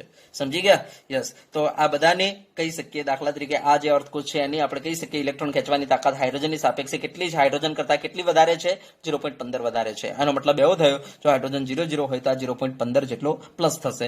દાખલા તરીકે હાઇડ્રોજન 100 હોય તો આ કેટલો થશે? 100.15 થશે. આ રીતના આપણે કહી શકીએ. તો અત્યારે હાઇડ્રોજનને આપણે IUPAC 00 તરીકે સ્વીકારેલો છે તો આપણે અહીંયા કહીશું 0.15 કહીશું. અને કેવી રીતના આવેલા છે મેં તમને મૂલ્યો કહી દીધા. બરાબર, તો આ રીતના દરેક અર્ધકોષના પોટેન્શિયલ શોધીને વૈજ્ઞાનિકોએ શું કરી દીધું? એક શ્રેણી તૈયાર કરી દીધી રિડક્શન પોટેન્શિયલ શોધીને.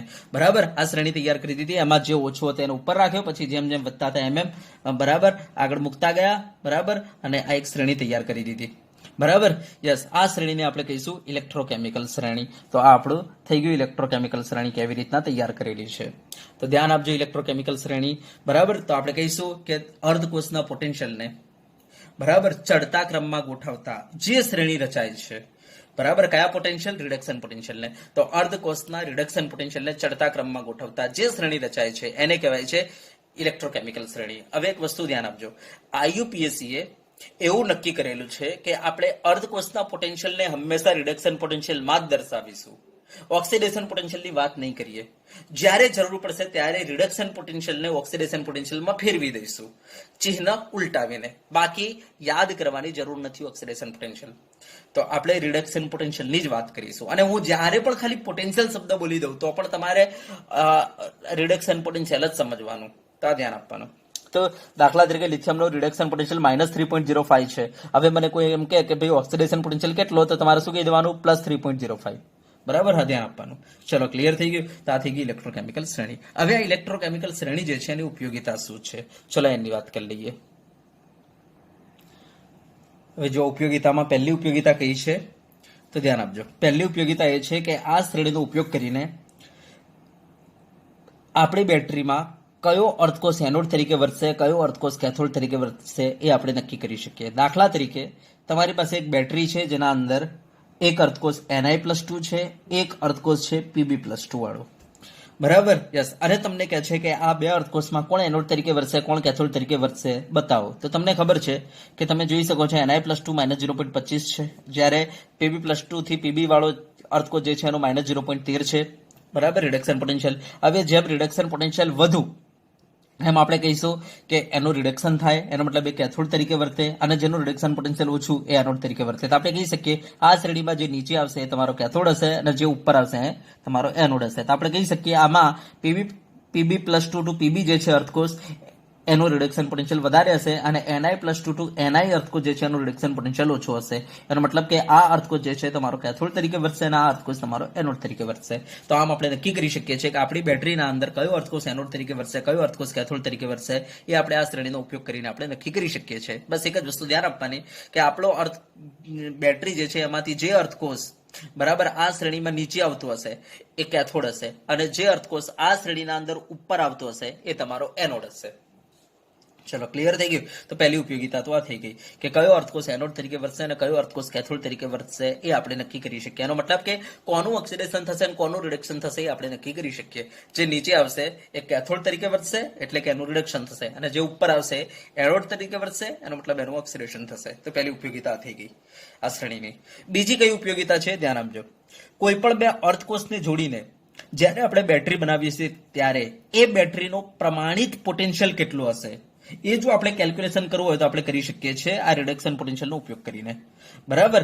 દાખલા તરીકે કોઈ મને એમ કહે કે ભાઈ લિથિયમ અને ફ્લોરિન આ બે અર્ધકોષ જોડીને મેં એક બેટરી તૈયાર કરી છે, તો આ બેટરીનો પ્રમાણિત પોટેન્શિયલ કેટલું હશે જો આપણે કાઢવું હોય તો આપણે શું કરીશું, તો આપણી પાસે સૂત્ર છે. કયું સૂત્ર છે? ઇનોટ સેલ વાળું, યાદ કરો. E naught cell is equal to કયું સૂત્ર છે? E naught reduction cathode minus E naught reduction anode. તો આપણે શું કરી દઈશું, આ રિડક્શન પોટેન્શિયલના મૂલ્યો મૂકી દઈશું. બસ આ બંનેમાંથી પહેલા નક્કી કરી નાખો કેથોડ કોણ છે, એનોડ કોણ છે. તો તમને ખબર છે જે નીચે આવે કેથોડ હશે, જે ઉપર આવે એનોડ હશે. તો આ કેથોડ છે તો મૂકી દો 2.87 અહીંયા, માઇનસ પછી આ એનોડ કયો છે, આ માઇનસ 3.05 છે, અહીંયા મૂકી દો તો માઇનસ માઇનસ પ્લસ 3.05. તો તમારો જવાબ આવશે 5.92. આ રીતે આપણે ઇનોટ સેલ કાઢી શકીએ, બરાબર. તો કોઈ પણ બે અર્ધકોષને જોડીને જે બેટરી બને છે એનો જો તમારે પ્રમાણિત પોટેન્શિયલ કાઢવું હોય તો તમારે આ રિડક્શન પોટેન્શિયલનો ઉપયોગ કરીને તમે કાઢી શકો છો. ઓકે, હવે એક વસ્તુ ધ્યાન આપજો, આ શ્રેણીની એક ખાસિયત છે કે જેમ જેમ તમે નજીક આવશો ને, જેમ જેમ આ શ્રેણીમાં ડિફરન્સ ઘટતો જશે, એમ એમ એવા બે અર્ધકોષનો ઉપયોગ કરીને જો તમે બેટરી બનાવશો ને તેનું પોટેન્શિયલ ધીરે ધીરે કેવું આવશે, એ બેટરીનું પોટેન્શિયલ ઓછું આવશે. અને જેટલો ડિફરન્સ વધારે હશે એટલું પોટેન્શિયલ વધારે આવશે. દાખલા તરીકે એક એક્ઝામ્પલ હું તમને આપું. જો આ લિથિયમ અને ફ્લોરિનથી જે બેટરી બનાવી એનો પોટેન્શિયલ કેટલો મળ્યો તમને? તો 5.92 મળ્યો. હવે હું એક કામ કરું છું કે અહીંયાથી ઝીંકને પસંદ કરું છું, ધ્યાન આપજો. અહીંયાથી હું ઝીંકને પસંદ કરું છું અને અહીંયાથી હું કોપરને પસંદ કરું છું, Cu+2. યસ, હવે આ Cu+2 ટુ Cu આ અર્ધકોષ અને આ Zn+2 ટુ Zn આ અર્ધકોષ, અને આ બે અર્ધકોષને જોડીને જ્યારે હું બેટરી બનાવીશ તો આ ડેનિયલ કોષ બની જશે. અને ડેનિયલ કોષનો પોટેન્શિયલ કેટલો છે? તો 0.34 માઇનસ માઇનસ પ્લસ 0.76 એટલે 1.10. બરાબર. તો જુઓ, આ હતો તમારો સીધો 5.92 હતો. જ્યારે આ જે આવ્યો, તમે જેટલો નજીક આવ્યા જેટલો ડિફરન્સ ઘટતો ગયો એમ એમ તમારો પોટેન્શિયલ કેટલો આવ્યો? 1.10. તો જો પોટેન્શિયલ ઘટતો જઈ રહેલો છે. તો આ ધ્યાન આપવાનું કે જેટલા તમે ડિફરન્સ ઘટાડશો, બરાબર, આ શ્રેણીમાં, એટલો તમારો બેટરી જે બનશે એનો પોટેન્શિયલ ઓછો રહેશે. અને જેટલો ડિફરન્સ વધારશો, બરાબર, એટલો પોટેન્શિયલ તમારો વધારે આવશે. એ આ શ્રેણીની ખાસિયત છે, ધ્યાન આપજો. ચલો, ઓકે. તો બે ઉપયોગિતા મેં તમને કહી દીધી કે બેટરીનો પોટેન્શિયલ શોધી શકીએ. ચલો, હવે ત્રીજી આની ઉપયોગિતા કઈ છે? તો કોઈ પ્રક્રિયા આપમેળે થશે કે નહીં તે આપણે જાણી શકીએ. એનો મતલબ આયન વિનિમય પ્રક્રિયા આપમેળે થશે કે નહીં તે જાણી શકીએ, બરાબર. કેવી રીતના? તો મેં તમને ચેપ્ટર સ્ટાર્ટ કરતી વખતે પહેલા જ બતાવ્યું હતું કે પ્રક્રિયા લખીને આપી હતી અને મેં તમને કહ્યું હતું જે પ્રક્રિયા આપણી શ્રેણીને અનુસરશે એ પ્રક્રિયા આપમેળે, એના માટે ડેલ્ટા જી નું મૂલ્ય નેગેટિવ, અને જે પ્રક્રિયા આ શ્રેણીને અનુસરશે નહીં એ પ્રક્રિયા આપમેળે થાય નહીં. તો મેં તમને પહેલા જ બતાવ્યું હતું. અને જો એને આ રીતના સમજવું હોય તો એ તમે સમજી શકો છો. દાખલા તરીકે તમને કોઈએ લખીને આપી દીધી આ પ્રક્રિયા, ધ્યાન આપજો. દાખલા તરીકે તમને કોઈએ લખીને આપી દીધી ભાઈ Zn plus Cu+2 પ્રતિવર્તી Zn+2 plus Cu, અને તમને કોઈ કહે છે આ પ્રક્રિયા આપમેળે થશે કે નહીં જણાવો. તો તમારે પહેલા તો આમાં નક્કી કરવાનું કે ભાઈ Zn0 છે, આ છે Zn+2. તો ઝિંક શું થઈ રહેલો છે આમાં? તો 0 માંથી +2 એટલે ઓક્સિડેશન થઈ રહેલું છે. એનો મતલબ ઝિંક શું છે? આમાં એનોડ છે, બરાબર. હવે શું કરવાનું? Cu+2 ટુ Cu જો આ +2 માંથી આ 0 થઈ રહેલો છે, એનો મતલબ ઘટી રહેલો છે. એનો મતલબ આ શું છે? રિડક્શન થઈ રહેલું છે. એનો મતલબ આ શું છે? કેથોડ છે. હવે તમારે કામ કરવાનું, આ પ્રક્રિયા માટે ઇનોટ સેલ કાઢવાનો. કેવી રીતના? તો E naught reduction cathode minus E naught reduction anode કરીને, ધ્યાન આપજો કે એનોડ કરીને આ રીતના તમે કાઢો. હવે કેથોડમાં કોણ છે? તો તમને ખબર પડી ગઈ છે કેથોડ કોણ છે ત્યારે? તો કોપર છે. તો કોપરનો રિડક્શન પોટેન્શિયલ કાઢજો, કેટલો છે જોઈ લો. કોપરનો રિડક્શન પોટેન્શિયલ આ શ્રેણીમાં જાઓ અને ચેક કરો. કોપર Cu+2 ટુ Cu બોલો કેટલો છે? 0.34. તો અહીંયા કોપર જે છે 0.34 મૂકી દો, માઇનસ, ધ્યાન આપજો કે માઇનસ. હવે એનોડમાં કોણ છે? તો જો ઝિંક છે. તો ઝિંકનો પોટેન્શિયલ કેટલો છે ચેક કરો. ઝિંકનો પોટેન્શિયલ આ શ્રેણીનો ઉપયોગ કરીને ચેક કરો, કેટલો છે? -0.76. આ બંનેનો સરવાળો ચેક કરો કેટલો આવે છે? તો 1.10 વોલ્ટ. જો પોઝિટિવ આવ્યો ને, હા, તો ઇનોટ સેલ જો પોઝિટિવ આવે ને તો કહી દો પ્રક્રિયા આપમેળે, તો કહી દો આ પ્રક્રિયા આપમેળે થઈ જશે. તો પ્રક્રિયા આપમેળે થશે કે નહીં, આયન વિનિમય પ્રક્રિયા આપમેળે થશે કે નહીં તે આપણે જાણી શકીએ. દાખલા તરીકે આ જ હું એક બીજી પ્રક્રિયા લઉં, બરાબર, ધ્યાનથી જોજો ને. હું એક બીજી પ્રક્રિયા લઉં છું, Ag, ધ્યાન આપજો, Ag પ્લસ Cu+2 પ્રતિવર્તી Cu+, બરાબર, Ag પ્લસ. આ ટાઈપની હું પ્રક્રિયા લઉં છું. ઓકે, હવે હું તમને કહું, બોલો આ પ્રક્રિયા આપમેળે થશે કે નહીં? તો તમે જોઈને કહી દો કે આ પ્રક્રિયા આપમેળે નહીં થાય, કારણ કે Ag જે છે ને તમને ખબર છે Cu કરતા કેવો છે? નિષ્ક્રિય છે, બરાબર. તો આ પ્રક્રિયા આપમેળે નહીં થાય. જો હું આ રીતના સોલ્વ કરી દઉં, તો પહેલા તો જો એજી જે છે આનો પોટેન્શિયલ 0, તો અહીંયા એજી નો શું આવશે? +1 આવશે. અહીંયા સીયુ +2 જે છે +2 આવશે, અહીંયા એજી 0 આવશે. તો આ 0 માંથી +1 એટલે શું છે? વધારો. વધારો એટલે શું કહેવાય? ઓક્સિડેશન. અને ઓક્સિડેશન થાય એટલે શું કહેવાય? એનોડ. આ +2 માંથી 0 એટલે શું થાય? ઘટાડો. ઘટાડો એટલે શું કહેવાય? રિડક્શન. અને રિડક્શન થાય એટલે શું કહેવાય? એને કેથોડ. ચલો બરાબર. હા, હવે ધ્યાન આપજો. હું સૂત્ર મૂકું છું પેલું આપણું. તો E naught cell is equal to શું છે? E naught reduction cathode minus E naught reduction anode. ચલો કે હવે ધ્યાન આપજો. કેથોડ ની કિંમત કેટલી છે? તો કેથોડ કોણ છે? સીયુ છે. અને સીયુ ની કિંમત કેટલી છે? તો તમને ખબર છે સીયુ ની કિંમત 0.34 છે. તો હું અહીંયા મૂકી દઉં છું 0.34. અંદર જોઈને મૂક્યો કે મેં? યસ. એજી જે છે તમારો એનોડ છે. જોઈ લેજો ને, એનોડ છે. યસ. અને એજી ની વેલ્યુ કેટલી છે? તો ચેક કરો. એજી ની વેલ્યુ કેટલી છે આમાં? એજી ની વેલ્યુ એજી યસ, એજી +2 એજી 0.80. તો આમાં છે 0.80. તો જો હવે તમે કહી શકો 0.34 માંથી 0.80 જાય તો જો તો વધે -0.46 વોલ્ટ. જો કોઈ દિવસ માઇનસ હોય ઇનોટ સેલ ના હોય, એનો મતલબ માઇનસ ઇન્ડિકેટ કરે છે કે પ્રક્રિયા આપમેળે થાય નહીં. તો કહી દો આપેલ પ્રક્રિયા જે છે આપમેળે થાય નહીં. તો આ રીતના આપણે નક્કી કરી શકીએ. બરાબર. કોઈ પણ આયન વિનિમય પ્રક્રિયા આપમેળે થશે કે નહીં એ આ શ્રેણીનો ઉપયોગ કરીને. તો આ શ્રેણીની 3 ઉપયોગિતા થઈ ગઈ. પહેલી ઉપયોગિતા કઈ હતી? ફરીથી કે બેટરીના અંદર કોણ એનોડ તરીકે વર્તે અને કોણ કેથોડ તરીકે વર્તે આપણે નક્કી કરી શકીએ. બોલો બીજી ઉપયોગિતા કઈ હતી? બેટરીનો કુલ પોટેન્શિયલ આપણે કાઢી શકીએ. બરાબર. ઇનોટ સેલ કાઢી શકીએ. કયું સૂત્ર? E naught reduction cathode minus E naught reduction anode કરીને. યસ. અને ત્રીજી ઉપયોગિતા કઈ હતી? પ્રક્રિયા આપમેળે થશે કે નહીં તે આપણે નક્કી કરી શકીએ. તો આ 3 ઉપયોગિતા થઈ ગઈ. હવે આપણે ખાસિયતોની વાત કરી લઈએ. તો જુઓ, પહેલા હું શ્રેણી તમને બતાવી દઉં થોડી લખીને. તો Li + Li બરાબર. આનો પોટેન્શિયલ હતો રિડક્શન -3.05. આ છે તમારા રિડક્શન પોટેન્શિયલ ને, આ ધ્યાન આપજો. પછી હું બતાવું તમને K + K. તો આનો રિડક્શન પોટેન્શિયલ છે -2.93 વોલ્ટ. બરાબર. એમ સમજો. આ છે સીધો Al +3 થી Al. આનો રિડક્શન પોટેન્શિયલ છે -1.66 વોલ્ટ. હું બધા નથી લખતો. બરાબર. થોડા લખી દઉં છું. દાખલા તરીકે Zn +2 to Zn. આનો રિડક્શન પોટેન્શિયલ છે આપણી પાસે -0.74 વોલ્ટ. બરાબર. તમારે યાદ કરવાની જરૂર નથી. આ તો બસ ખાલી એક એક્ઝામ્પલ લઉં છું. મારી પાસે આ Pb +2 to Pb છે. આનો રિડક્શન પોટેન્શિયલ છે -0.13 વોલ્ટ. પછી મારી પાસે H+/H2 આવી જશે હાઇડ્રોજન. બરાબર. આનો છે 0.00 વોલ્ટ. એની સાપેક્ષે આપણે બધું કર્યું છે. પછી Cu +2 to Cu. આનો રિડક્શન પોટેન્શિયલ છે 0.34 વોલ્ટ. બરાબર. પછી મારી પાસે છે એ વચ્ચે આ રીતના થોડુંક છોડી દઉં છું અને સીધું Ag + Ag લઈ લઉં છું. આ મારી પાસે છે 0.80 વોલ્ટ. બરાબર. અને સીધું Au+3 બતાવી દઉં છું. Au+3 થી Au આ મારી પાસે છે 1.40 વોલ્ટ. હવે એક વસ્તુ ધ્યાન આપજો. આ મેં રિડક્શન પોટેન્શિયલ લખ્યા. જો મારે ઓક્સિડેશન પોટેન્શિયલ લખવા હોય તો હવે મારે એના માટે ગણતરી કરવાની જરૂર નથી. બસ સીધું લખી દેવાનું. 3.05 થઈ જાય. આ 2.93 થઈ જાય. આ થઈ જાય 1.66 વોલ્ટ થઈ જાય. આ 0.76 વોલ્ટ થઈ જાય. આ 0.13 વોલ્ટ થઈ જાય. આ 0.00 વોલ્ટ થઈ જાય. આ -0.34 વોલ્ટ થઈ જાય. આ -0.80 વોલ્ટ થઈ જાય. અને આ -1.40 વોલ્ટ થઈ જાય. બરાબર. તો હવે આ સિરીઝને બરાબર ધ્યાનથી જુઓ. આની ખાસિયત એ છે કે ઉપરથી નીચે આવતા જો રિડક્શન પોટેન્શિયલ શું થઈ રહેલું છે તો આપણે કહી શકીએ આ સિરીઝમાં ઉપરથી નીચે આવતા રિડક્શન પોટેન્શિયલ ઘટે છે. તો હું કહી દઉં કે ભાઈ ઉપરથી નીચે આવતા રિડક્શન પોટેન્શિયલ શું થઈ રહેલું છે? ઉપરથી નીચે આવતા રિડક્શન પોટેન્શિયલ ઘટે, સોરી વધે. જોઈ લેજો રિડક્શન પોટેન્શિયલ વધી રહેલું છે. આ માઇનસ છે પછી આ પ્લસ થઈ ગયા. રિડક્શન પોટેન્શિયલ વધે. આનો ઓક્સિડેશન પોટેન્શિયલ શું થઈ રહેલું છે? જોઈ લેજો ઓક્સિડેશન પોટેન્શિયલ ઘટી રહેલું છે. તો હું કહી શકું આ સિરીઝમાં નીચેથી ઉપર જતા, નીચેથી ઉપર જતા બોલો શું વધે? ઓક્સિડેશન પોટેન્શિયલ વધે. ચલો ક્લિયર થઈ ગયું. તો આપણે કહી શકીએ કે આ શ્રેણીમાં ઉપરથી નીચે આવતા રિડક્શન પોટેન્શિયલ વધે અને નીચેથી ઉપર જતા ઓક્સિડેશન પોટેન્શિયલ વધે. એ આ સિરીઝની ખાસિયત છે. હવે તમને આ સૂત્ર ખબર જ છે કે ભાઈ ઈ નોટ રિડક્શન જેટલો વધારે એટલો આપણે એને કહીશું ઓક્સિડેશન કરતાનો ગુણ વધારે અને એટલો એનો શું ઓછો? રિડક્શન પોટેન્શિયલ ઓછો, સોરી ઓક્સિડેશન પોટેન્શિયલ ઓછો. ધ્યાન આપજો. મેં પહેલા જ દિવસ આ પાડેલી છે. ઓક્સિડેશન પોટેન્શિયલ ઓછો અને જેટલો ઓક્સિડેશન પોટેન્શિયલ, ધ્યાન આપજો, ઓક્સિડેશન પોટેન્શિયલ કોના સમપ્રમાણમાં? તો રિડક્શન કરતાના સમપ્રમાણમાં.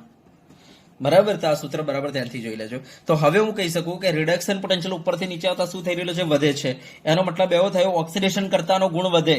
તો આપણે કહી શકીએ ઉપરથી નીચે આવતા ઓક્સિડેશન કરતા જે છે એનો ગુણ વધે. ચલો કે હા, અને ધ્યાન આપજો ઉપરથી નીચે આવતા હવે આપણે કહી શકીએ જો ઓક્સિડેશન પોટેન્શિયલ આમ વધી રહેલો છે, તો ઓક્સિડેશન પોટેન્શિયલ કોના સમપ્રમાણમાં? રિડક્શન કરતાના સમપ્રમાણમાં. તો હું કહી શકું કે નીચેથી ઉપર જતા રિડક્શન કરતા જે છે એનો ગુણ વધે. અને તમને કદાચ ખબર હોય સૌથી વધારે રિડક્શન કરતાનો ગુણ કોના પાસે છે? લિથિયમ પાસે છે.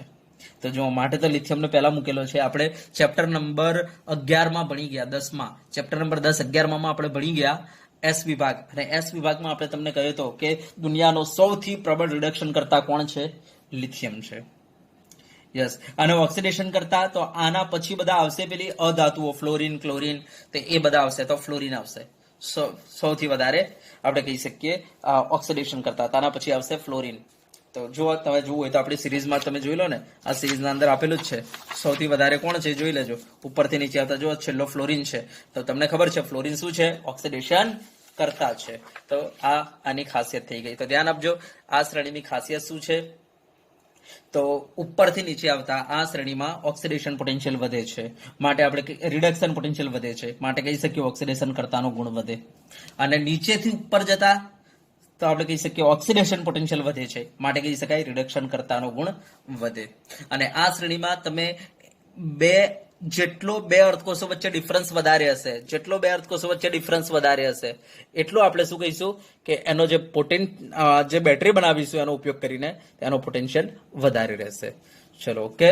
તો વિદ્યાર્થી મિત્રો આ એની ખાસિયત હતી. તો આપણો આ ટોપિક અહીંયા સુધી આપણે રાખીશું, અને વધુ ડિટેલિંગ માટે તમે આ લેક્ચર જોઈ શકો છો, કારણ કે મેં આગળ પણ તમને આ લેક્ચર આપી દીધો છે, લેક્ચર નંબર 05. હા, પણ એ મેં વધારે ડિટેલમાં નહોતો આપ્યો. તો જો કોઈ વિદ્યાર્થીને વધારે ડિટેલિંગમાં સમજવું હોય ECS ને, તો તમે આ લેક્ચર જોઈ શકો છો. બરાબર. તો ઓકે, અહીંયા આપણે પૂર્ણ કરીશું. હા, અને લેક્ચર નંબર 06 મેં ઓલરેડી અપલોડ કરેલો છે, એને એક વખતે જોઈ લો.